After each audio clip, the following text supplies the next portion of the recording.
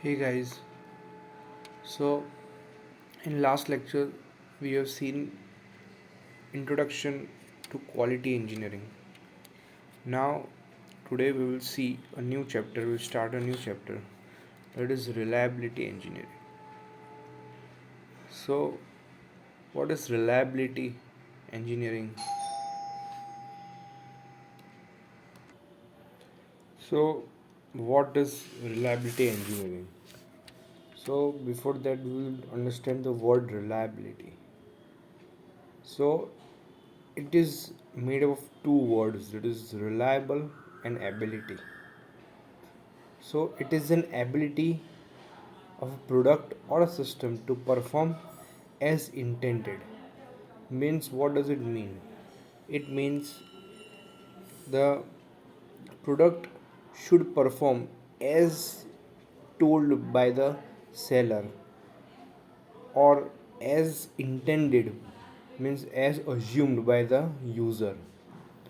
So product or system to perform as intended without failure and within specific performance limits.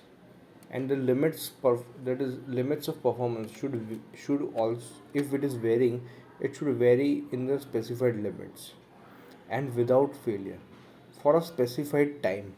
So for a specified time, that how many years it can run, and in its life cycle condition. So the definition encompasses the key concepts necessary for designing, assessing, and managing product reliability. So what do you mean by ability ability as intended? What does it mean? Ability to perform as intended. So let's let me give an example. First, ability to perform as intended. So when a product is purchased, so there is an expectation. So when you buy a product, so there is an expectation over it, so that will perform as intended. So the intention is usually stated by the manufacturer of the product, so in the form of product specification, data sheets, and operation documents. For example, the product specification of a cellular phone. So if this product is a phone, for example, so inform the user that cell phone will be able to place a call so long as the user follows the instruction and uses the product within stated specification.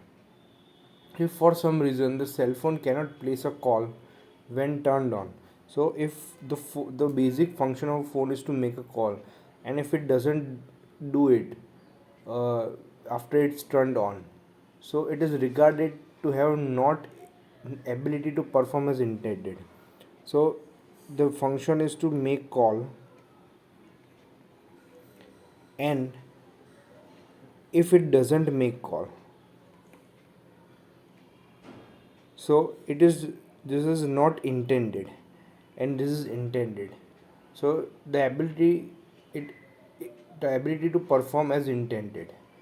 So if it is not having the ability to perform as intended, then it is said to be as failed. It is said to be failed to perform as intended. So in some cases the product might work, but due to poorly enough to be considered unreliable. For example, cell phone may able to place a call, but if the cell phone speaker distorts the conversation and inhibits understandable communication, then the phone will be considered unreliable. So it may also be possible that sometimes it may able to place call, or sometimes it doesn't may able to place call. So it is not reliable, you cannot trust that device, so it is said to be unreliable. So other consider signal problems reported for Apple iPhone 4 in 2010. There is an example, iPhone 4 in 2010. The metal bands on the sides of iPhone 4 also acted as an antenna for the device. So some users reported diminished signal quality when gripping the phone in their hands. and covering the back strip on the lower left side of the phone. And the controversy caused Apple to issue free protective cases for iPhone 4 for limited time to quell consumer complaints. So this was an example for the iPhone iPhone 4. Then the next we will see. So the next point is in reliability is first is that intended as to do, but how much time it should do. So is it in infinite years it should work as is intended? No, so there is a specific time. So that is called for a specified time. So when a product is purchased, it is expected that it will operate for a certain period of time. So generally a manufacturer offers a warranty. So a manufacturer offers a warranty for that product. So which states that the amount of time during which the product should not fail. So it will not fail in this period of time. And if it does fail, the customer is guaranteed a replacement. So for a cell phone, the warranty period might be 6 months, but the customer expectation, so warranty is 6 months. So, but it doesn't mean that if it is failed at 7 months, then customer will be happy. So the customer expectation for reliability engineering, so expectation is 2 to 3 years minimum 2 to 3 years, and it can also exceed. So a manufacturer that only designs the manufacturer that only designs for the warranty can have many unhappy customers if the expectations are not met. Though there will be no loss to the company, but there will be an image loss to the company. So, for example, most customers expect their car to be able to operate at least 10 years with proper maintenance. Similarly, in laptop, minimum 5 years. So, these are the expectations from the customers for a specific times. Then the next point is life cycle conditions.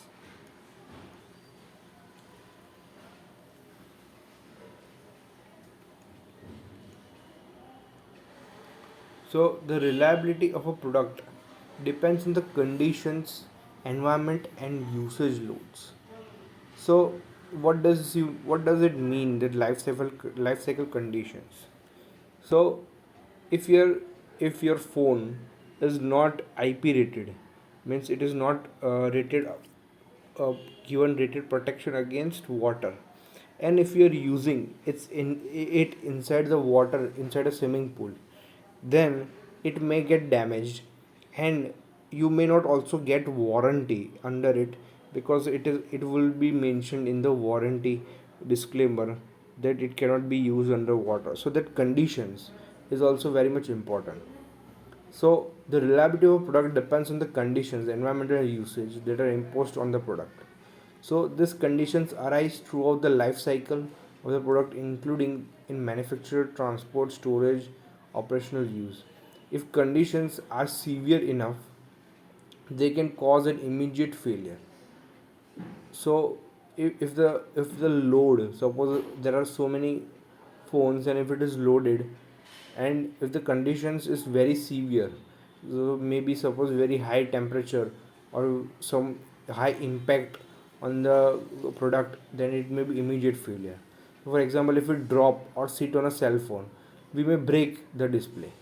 In some cases, the condition may also cause a weakening of the product, such as loosening of a screw, initiation of a crack, increase in electrical resistance. However, with subsequent conditions loads, this may result in product not functioning as they intended.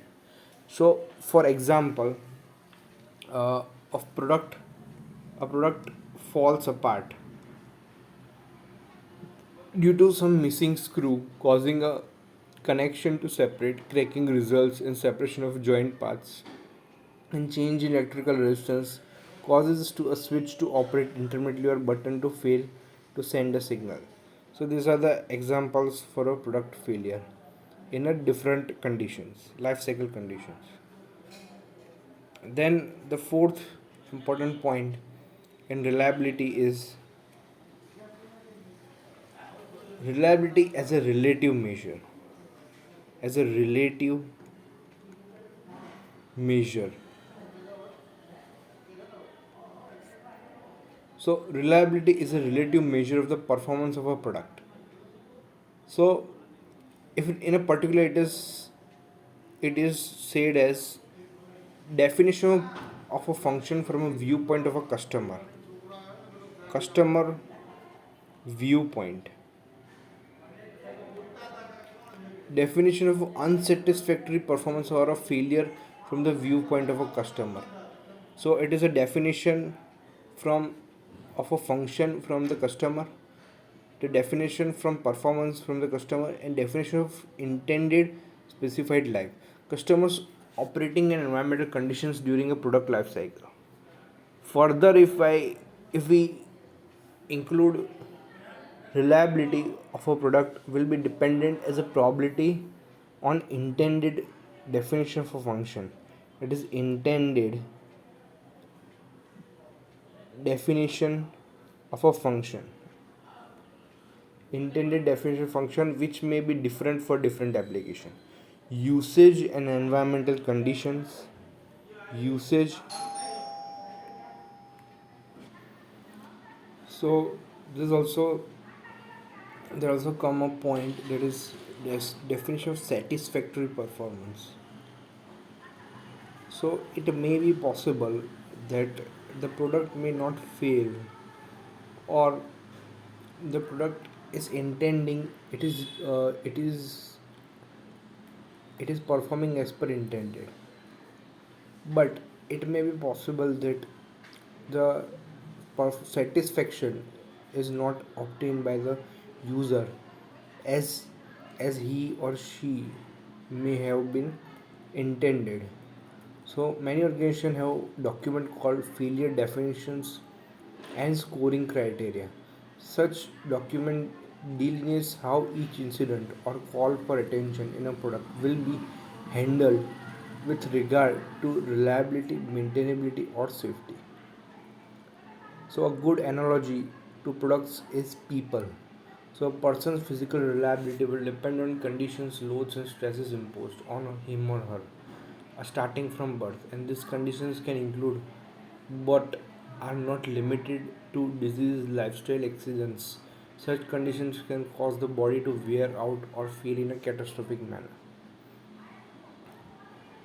So this is the various aspects of reliability engineering.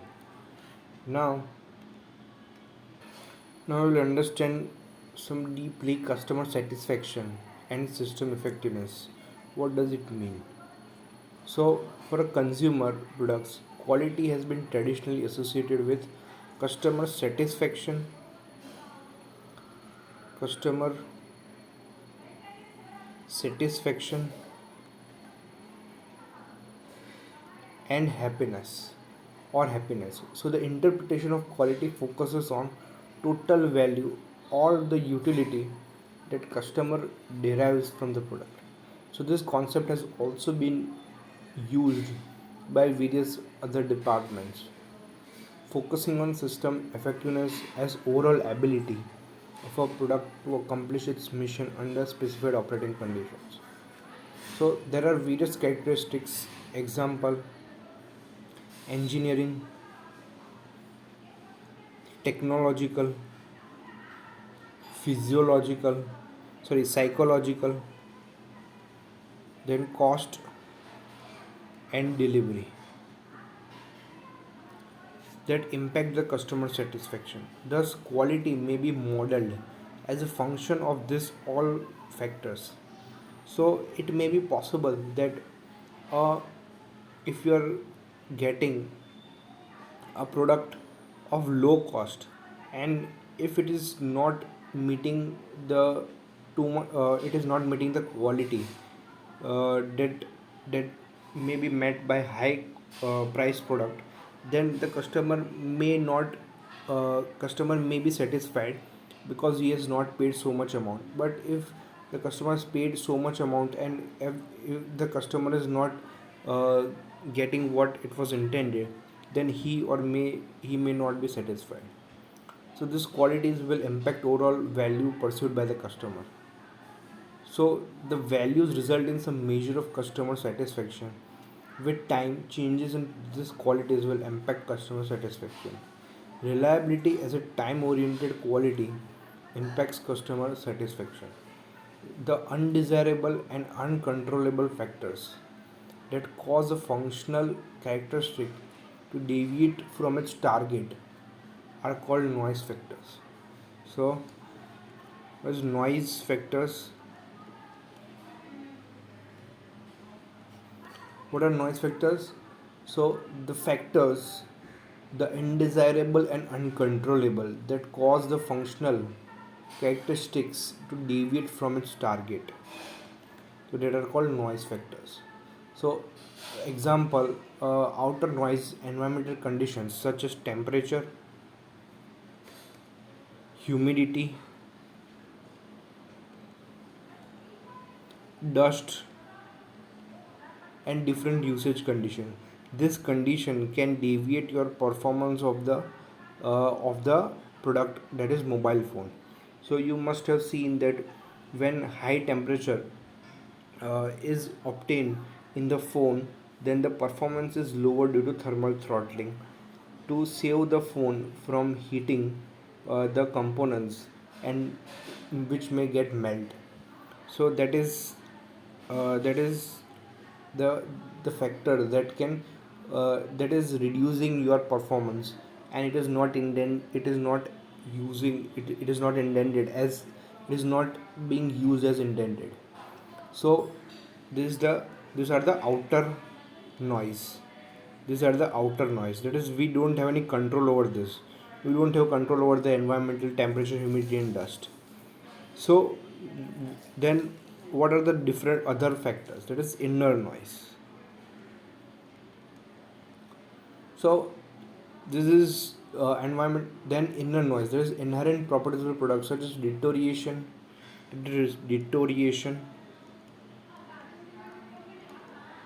then wear, fatigue, and corrosion, all which may result to the outer noise condition. So due to this may accelerate. These noises can accelerate. Now you must have seen an example of an Apple product which reduces its performance as intended which reduces performance in intending of its previous phones, so that because not because that the people should buy a new phone, but they did that because the the battery is getting old. So when the battery gets old, then it may be possible that the product may get shut down without any information. And to and to prevent that shutdown, the performance has been lowered. So if there is a high performance, so the battery is old, so it cannot work in that condition, so it may get shut down. So to prevent that, the performance is being reduced. So that is the inner noise that will occur due to the outer noise. Then the third third factor is product noise.